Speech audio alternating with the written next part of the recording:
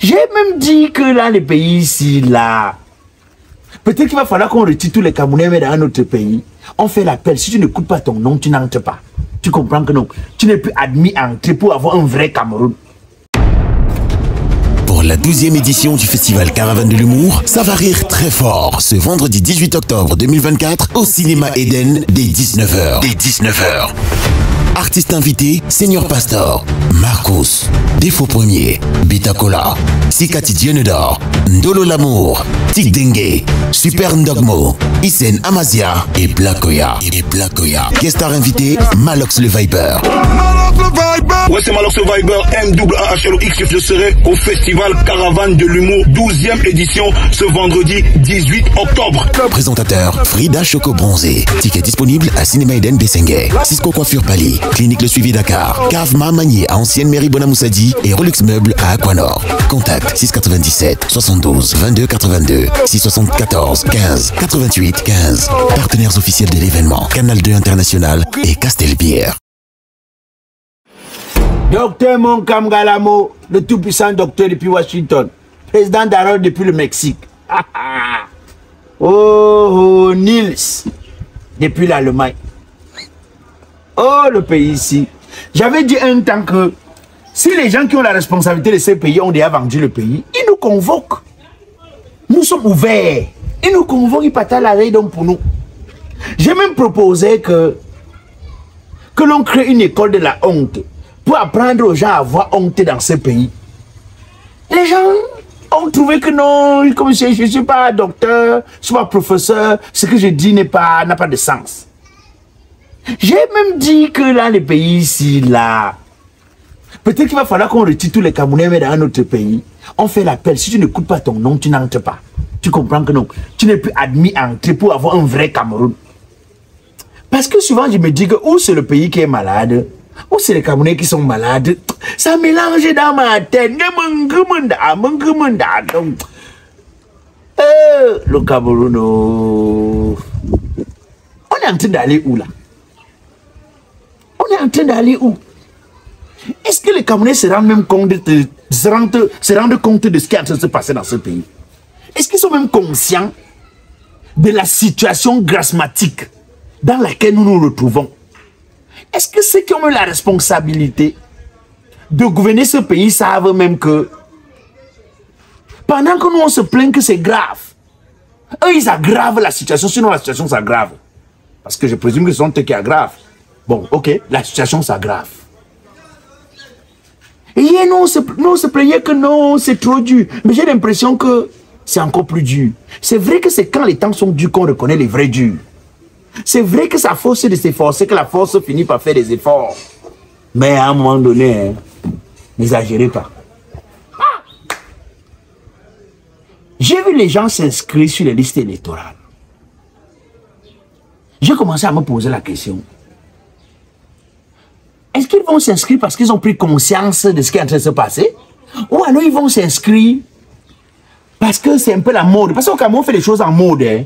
C'est-à-dire que quand sur les réseaux sociaux, on dit que non, il faut s'inscrire, les gens y vont. Souvent, les gens n'y vont pas parce qu'ils ont conscience de ce qu'ils posent comme acte. Moi, j'ai vu les gens ici aller faire des marches. Dès qu'on les a arrêtés, ils ont commencé à dire qu'on a marché pour tel opposant. On nous a arrêtés. Oh, il n'a même rien dit. J'ai vu des gens qui se prenaient pour des leaders de la société civile se retrouver dans des situations au commissariat, dans une justice, dans un tribunal, et ressortir et dire que non, vraiment, nous on ne peut même plus d'abord. C'est-à-dire que l'opposition ne mérite pas notre soutien. En fait, ils ne luttaient pas parce qu'ils avaient compris le combat. Ils ne luttaient pas parce qu'ils avaient compris qu'ils avaient leur part de rôle à jouer dans l'affaire. Mais ils luttaient parce qu'ils voulaient faire plaisir à quelqu'un, afin d'accompagner quelqu'un dans une lutte. Et c'est là où il y a un problème. C'est là où il y a un problème. Les Camerounais n'ont pas encore compris le rôle qu'ils ont en tant que Camerounais. C'est pourquoi moi j'ai dit toujours que j'ai l'impression que nous sommes beaucoup plus une population. Population, on dit populace. Nous sommes des gens amassés. Parce qu'un peuple, c'est une organisation réfléchie. qui a des droits. D'ailleurs, on dit que le peuple est souverain. Donc, je ne sais pas si ces gens comprennent ce que ça veut dire. Bon, je suis pas allé à l'école, mais mine de rien, quand on dit que le peuple est souverain, ça veut dire que le peuple peut mettre quelqu'un à la tête, comme le même peuple peut démettre la personne. Mais nous sommes une population parce qu'en fait, on a l'impression qu'on dépend de la personne et que la personne est libre de faire de nous ce qu'il veut. C'est là où j'ai dit qu'il y a un problème. Il faut d'abord qu'on enseigne aux Camerounais ce qu'ils sont, ce qu'ils représentent. Parce que jusqu'à présent, il dit que nous sommes une population. Donc la populace. On est là comme ça, là. C'est un peu comme le bruit. Ça veut rien dire. Mais quand tu parles, ça se résonne quelque chose. Je ne sais pas si les gens sont en train de voir ce que je vois, mais je crois que nous sommes en train d'arriver dans une situation grave, plus que la gravure de ces mal gravés en pleine gravure. On dirait du gravier. Le lait qu'on achetait en début d'année 2024 à 2200 est passé à 3600. Je ne sais pas. Mais les Camerounais sont là à commenter les choses des riches, les choses inutiles, sans sens. C'est-à-dire que le stylo qu'on appelle Bic chez nous, Bic c'est une marque, mais chez nous, le stylo c'est le Bic, qui coûtait 100 francs est passé de 100 francs à 150. La boîte de riz, qui était à 100 francs, on s'est plaint, c'est pas ça 125, on se plaignait, c'est déjà désormais à 175. Et ça c'est le riz caillou, c'est-à-dire que pour que tu manges ça, tu t'apprêtes à recevoir les cailloux dans ta bouche. Donc le riz un peu acceptable qu'on mange au Cameroun coûte 200 désormais la boîte. En fait, je vous raconte, moi j'achetais le sac de riz de 25 kg en début d'année dans ce pays, le Cameroun, à 12 500. Aujourd'hui, pendant que je vous fais cette vidéo, le même sac coûte 18 500. Oh, mais là, c'est très fort, hein. Souvent, j'ai envie de me demander si le peuple camerounais est conscient. Parce qu'il y a des discussions, il ne faut pas accompagner les gens qui sont rassasiés dans leur débat. Il y a des discussions que nous faisons souvent, je me demande, mais avons-nous besoin de perdre du temps pour des gens qui s'en sortent et qui veulent nous dérouter, qui veulent nous détourner, qui veulent détourner notre attention? Les gens veulent discuter les histoires des lions indomptables, que lorsqu'on nous fait une petite sortie sur les réseaux sociaux, on apprend seulement que pour 3 maths, on a mis 1 milliard et plus.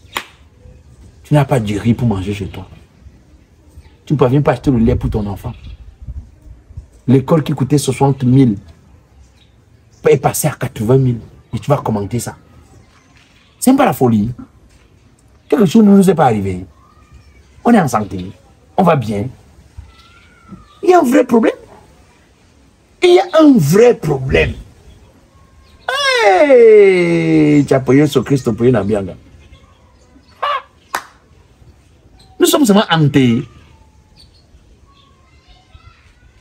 Mais le pays n'est pas en santé. Alors, de plus en plus, nous sommes dans des situations où des artistes sont malades et demandent de l'aide. Même ceux qui ne demandent pas meurent à petit feu dans leur maison. On nous parle en ce moment, j'ai lu dans la presse, Angers, Mira et Bogo. Je vais vous dire, quand on arrive sur les réseaux sociaux avec la situation d'un artiste malade, il faut savoir que la famille s'est déjà battue, il n'y a plus de force. Si un artiste qui a des relations peut demander de l'aide, imaginez combien de Camerounais pauvres, combien de Camerounais sans soutien, sans relation, combien de Camerounais dans la difficulté. Combien de Camerounais minables souffrent? Parce que oui, dans ce pays, il y a des Camerounais minables. Ouais, ne nous mentons pas, il y a des Camerounais minables. Je n'ai pas envie de dire qu'il y a des Camerounais sans importance. Ah. On dit qu'Aïdjo Mamadou, ceux qui a chanté, levez les doigts. Oh. On dit qu'en ce moment, ça ne va pas. J'ai vu sa photo, j'ai dit, hey, on va finir comme ça. Hein? On dit que ça ne va pas. Et je vous rappelle encore, je redis, quand la situation d'un artiste se retrouve sur les réseaux sociaux, c'est que la situation n'est pas bonne. Et la question que tout le monde pose à chaque fois, c'est il a fait quoi avec son argent? Et puis il a eu le succès. N'est-ce pas? J'ai toujours dit et je répète encore. Je ne plaide pas pour les artistes voyous, parce qu'il y a quelques artistes voyous qui prennent l'argent, qui vont chercher les femmes, qui vont boire les bières, qui font le... Et c'est même pourquoi je dis que certains jeunes aujourd'hui qui publient n'importe quoi sur les réseaux sociaux, souvent vous représentez les biens des gens, vous publiez sur les réseaux sociaux, vous donnez une image que vous n'avez pas et on attribue ça à tout le monde. Mettre les autres en difficulté.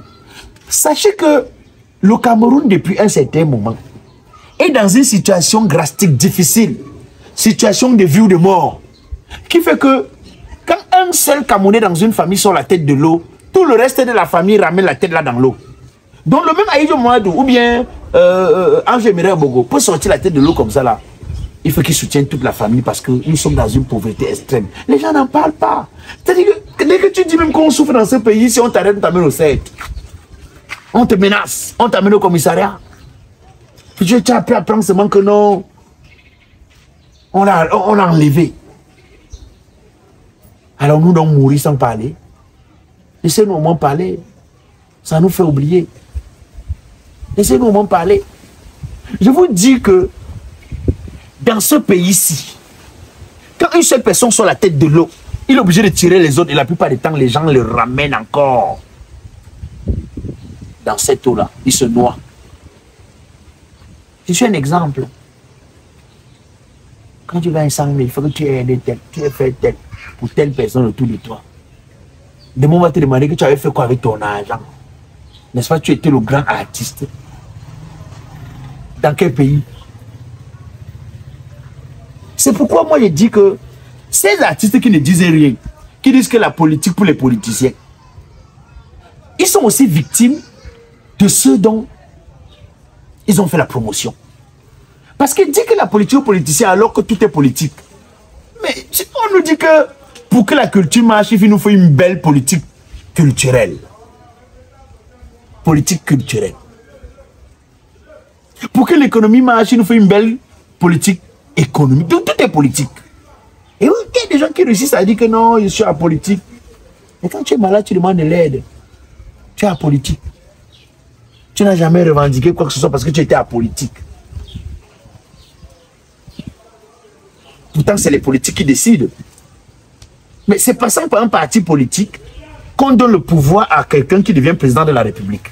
C'est passant par un parti politique qu'on donne le pouvoir à quelqu'un qui devient député, qui devient maire.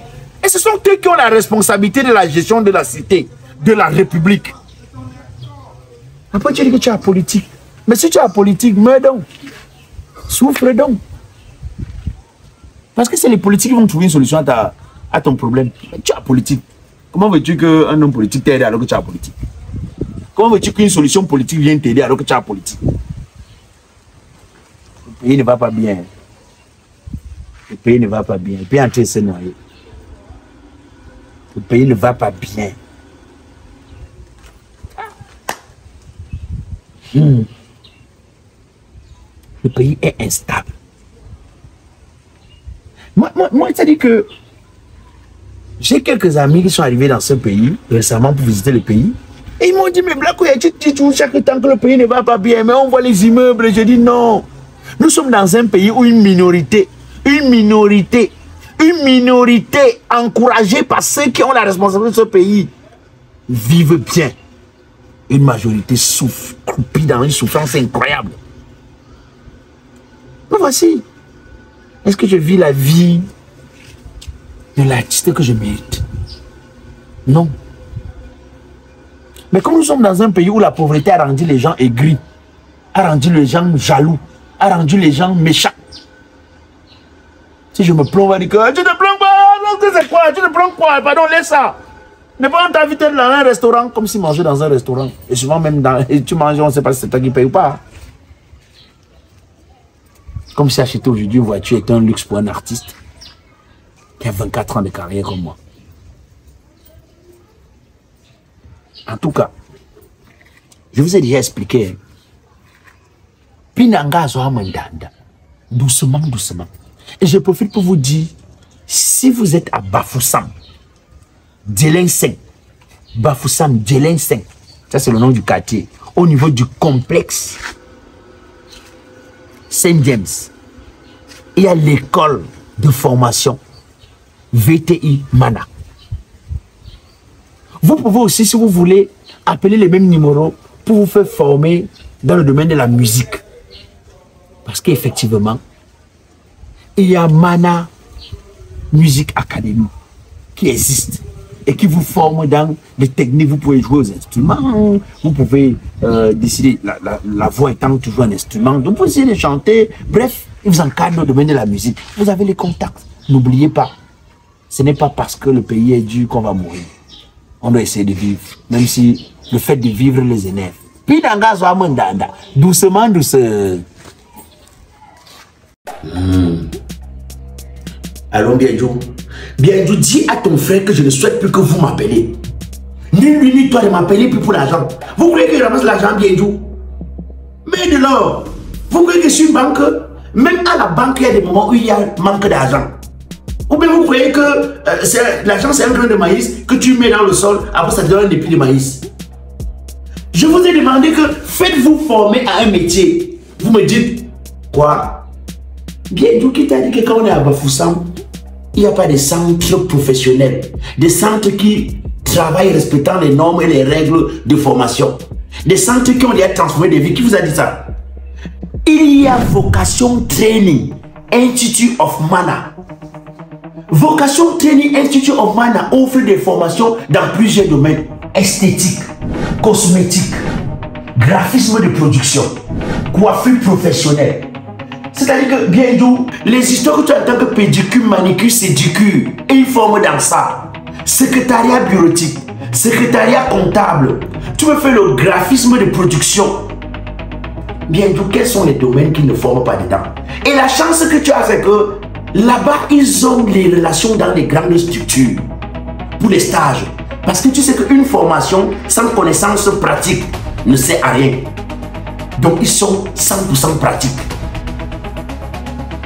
Vocation Training Institute of Mana, c'est l'endroit qu'il faut aller pour ne pas regretter plus tard. Pour finalement être prêt à servir. Et prêt même à se servir soi-même. Voilà. Va là-bas, je prends les renseignements, je vais payer. Ils sont même pas chers dans les formations là. Prends les renseignements, je vais payer.